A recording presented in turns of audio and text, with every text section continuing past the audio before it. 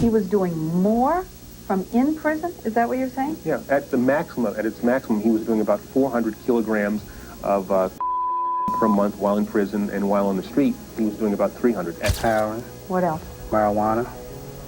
Those were the basic four: crack and heroin and marijuana. There's nothing left. I mean, you did the gamut. Yeah, I did it all. At that time, it was nothing for me to have 50 kilos of money was my power. Money was my control. And that's what controlled me, the money. And I wanted the money. And there's not going to be no kid, Jennifer, with all due respect. Definitely not going to be any you know. And I would like that to be clear for the record, son. They were more powerful than the police. I tell you the truth about it. One man single-handedly caused an entire housing project in Boston to crumble, not physically, but by turning it into the base of his criminal empire. So feared was this man, people even called him God. And then, there's the story of a woman who swindled millions from wealthy banks and high-profile individuals, crafting an empire built on lies. Yes, crime bosses who are black are far from rare, despite what popular media might have you believe. Here, we're diving into some of the most notorious, figures whose influence was felt far and wide, some of whom still hold power today. Supreme was on B3 with me. We were in the same dorm. Supreme is very intelligent. Highly intelligent. First up, we have Kenneth Supreme McGriff. In the never-sleeping streets of New York, a dark figure rose to the top. McGriff wasn't just a small-time thug. He was the kingpin of the Supreme Team, a Queens-based drug empire that dominated during the height of the crack epidemic. This wasn't just a couple of guys selling drugs on a corner. McGriff and his crew flooded the streets with crack coke, reshaping entire neighborhoods in their wake. But his vision went far beyond street-level drug dealing. McGriff allegedly sought to legitimize his empire through the world of hip-hop, laundering money through record labels, including the hugely successful Inc. Records. Imagine this: the very music that glorified street life and hustling was being funded by the streets themselves, with drug money propping up some of the biggest names in the industry. Cream in the house. What up, man? You know, whole brother ain't family in this mother.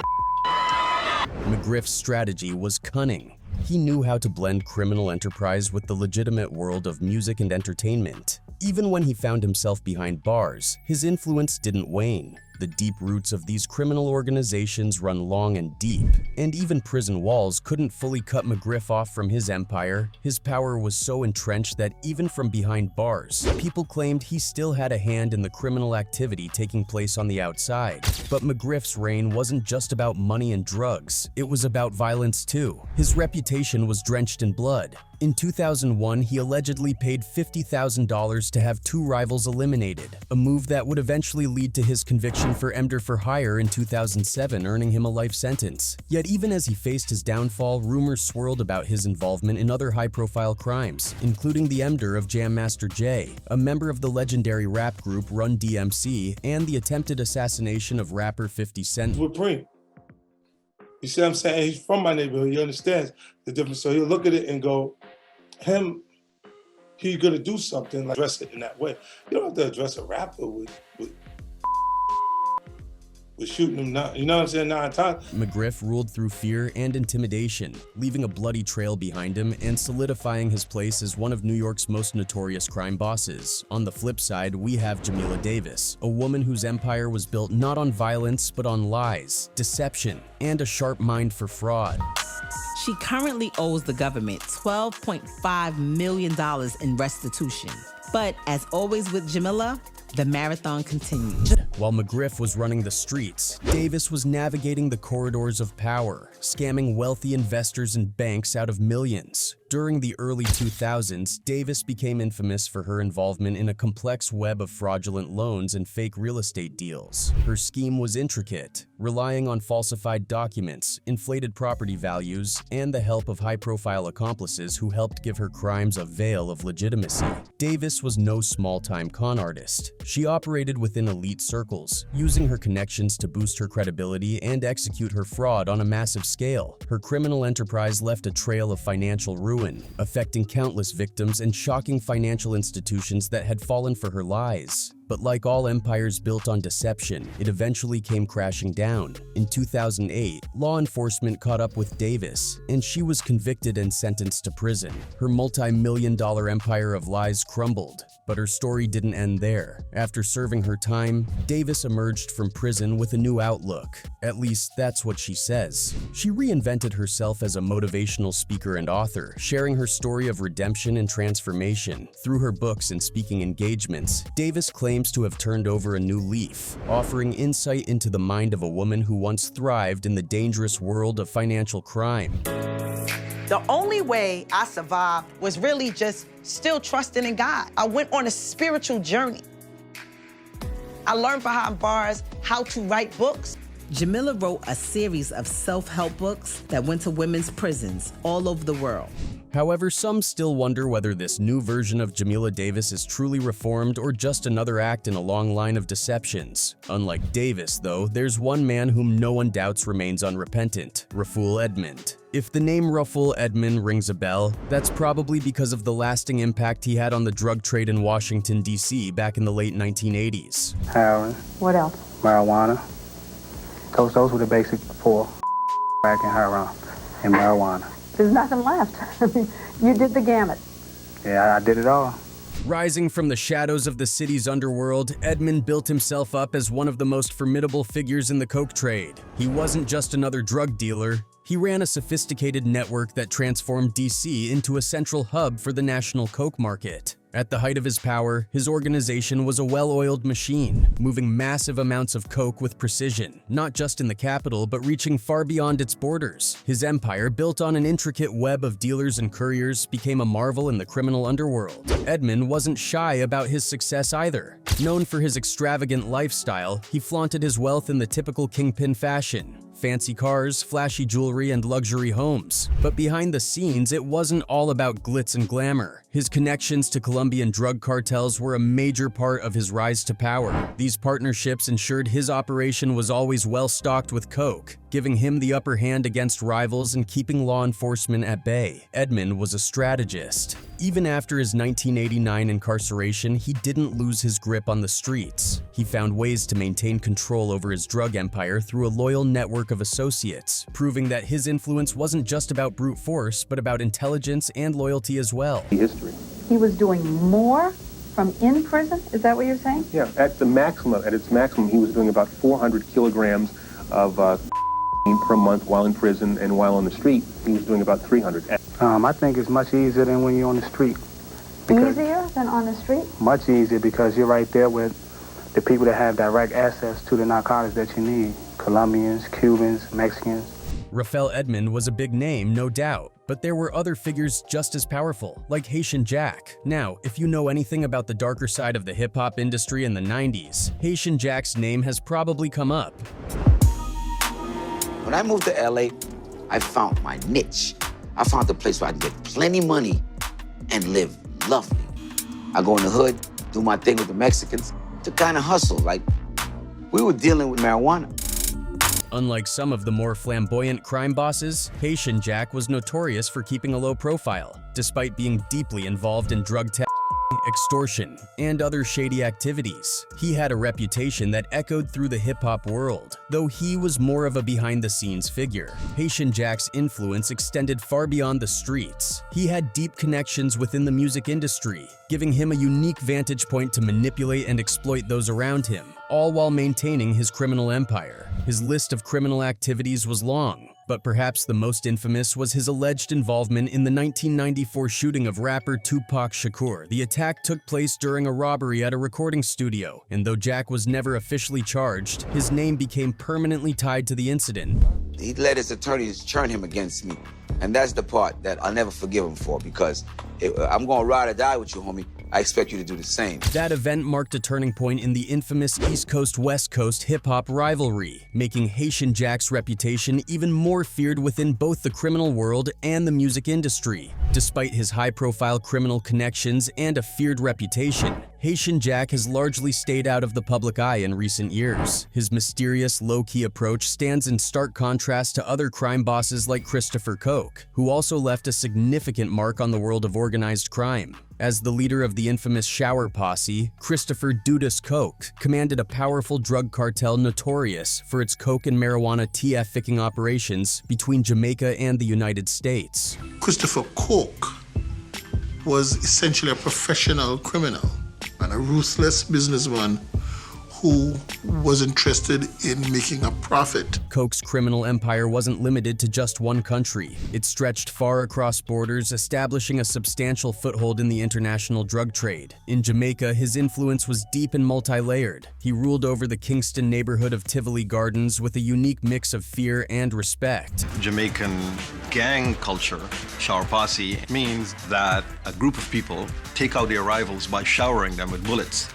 And that's how they got the name. On one hand, Coke was known for the brutal enforcement of his operations, unleashing violent reprisals on anyone who dared to cross him. On the other hand, he played the role of community benefactor, offering services and support to residents in his territory, making him both a feared crime lord and paradoxically a controversial figure in the community. Coke's empire was powerful, but it wasn't invincible. By 2010, law enforcement finally caught up to him after a dramatic manhunt. He was apprehended and extradited to the US, where he faced charges of drug and racketeering. Ultimately, Coke was convicted and sentenced to prison for his role in trafficking coke. His reign over the Shower Posse came to an end, but his legacy as one of the most influential drug lords in Jamaica's history is still felt today. Meanwhile, on the other side of the Atlantic, another drug kingpin was making waves in Boston. Daryl God Whiting was a major player in the crack coke trade during the late 1980s and early 90s. As the leader of the New York Boys, a notorious drug gang, Whiting built a criminal empire that thrived on the distribution of crack coke in the Orchard Park housing project. Under his control, the project became ground zero for his drug trade,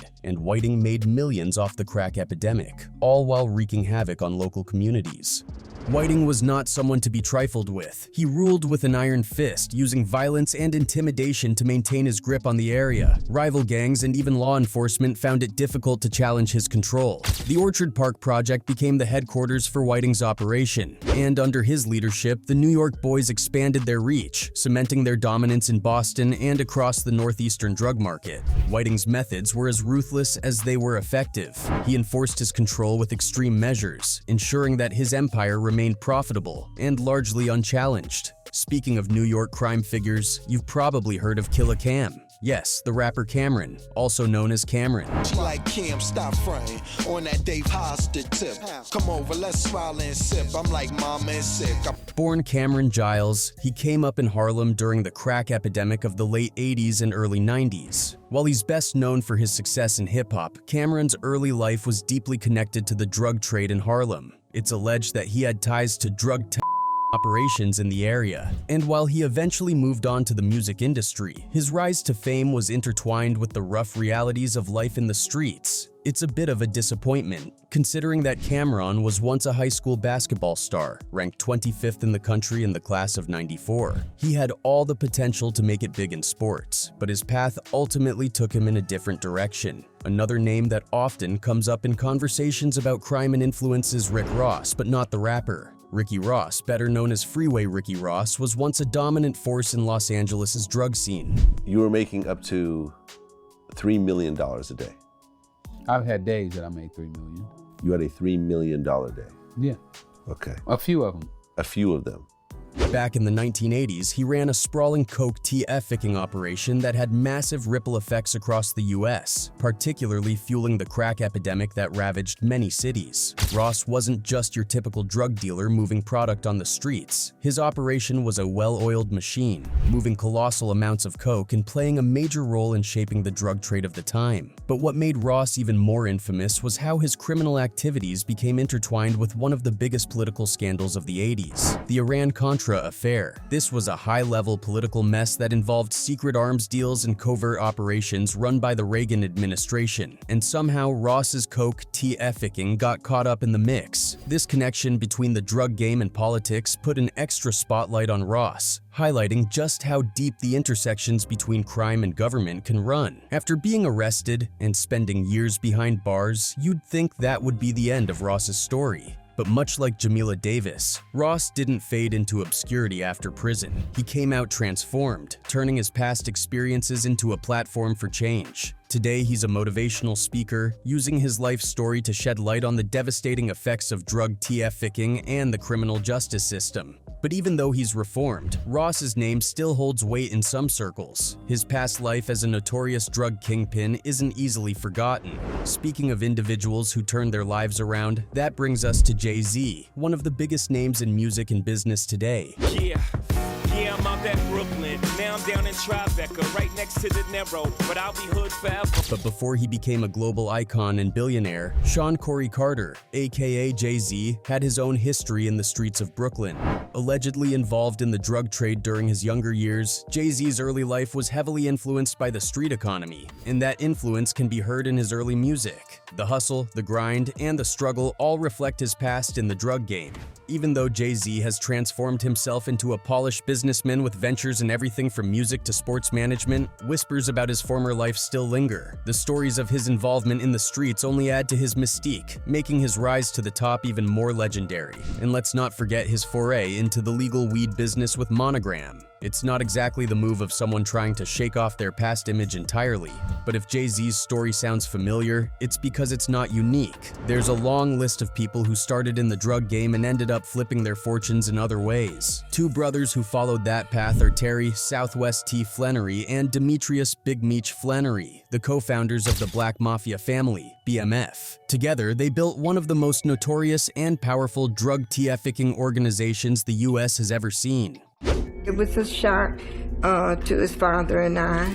A lot of things that I did not know about Demetrius and Terry that was going on. In the early 2000s, BMF was moving massive amounts of coke across the country, but what made their operation stand out wasn't just the scale. It was how they seamlessly blended their criminal empire with the hip-hop industry. This wasn't just a cover either. They used the music industry not only to launder money, but also to boost their profile and extend their influence. The hip-hop world became a perfect front for BMF's operations, helping them build a legitimate facade while maintaining their hold on the streets. Terry Flannery was the behind-the-scenes strategist, handling the logistics and helping to launder their dirty money. But it was his brother, Big Meech, who became the face of BMF. Known for his extravagant lifestyle, Big Meech threw lavish parties, surrounded himself with celebrities, and made sure that the Black Mafia family was seen as more than just a drug empire. He built BMF into a brand, synonymous with power, wealth, and excess. From different places, Milwaukee, St. Louis,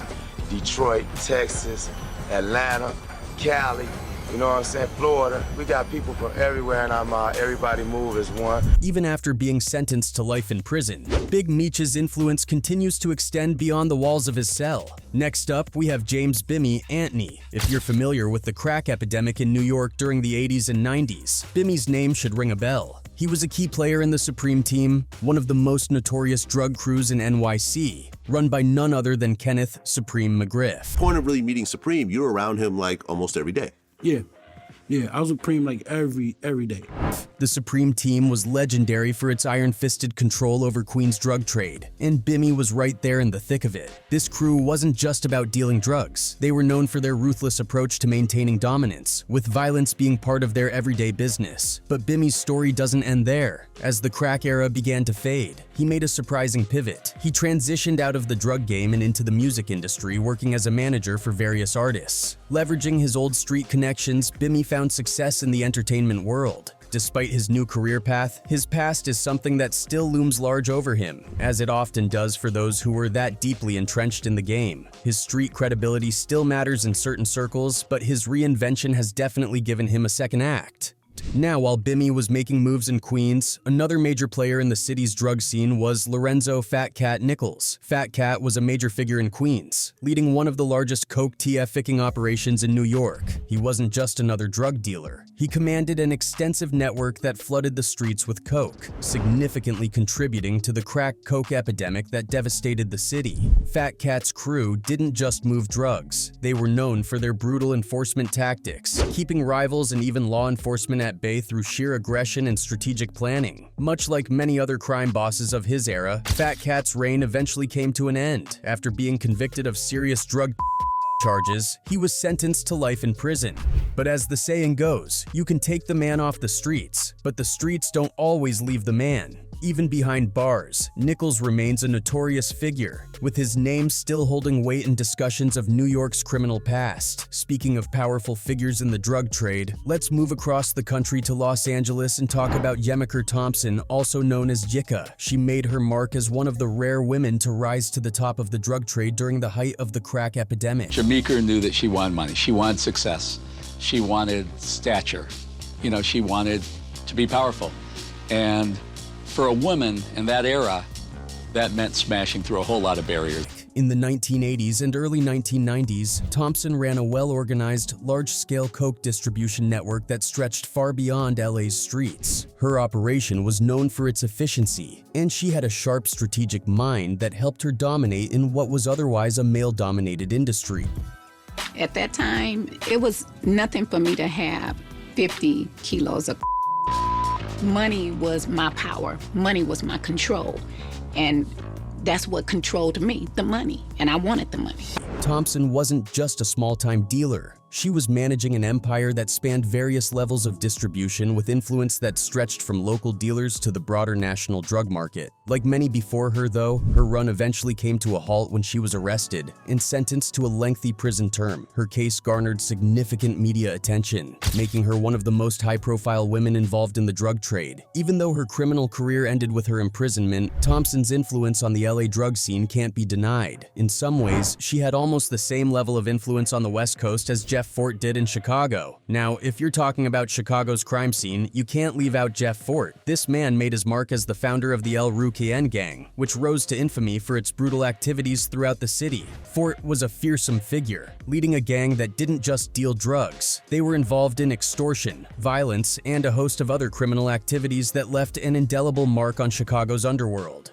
And it's not going to be no kid, gentlemen, with all due respect. Definitely not going to be any, you know, and I would like that to be clear for the record. They were more powerful than the police.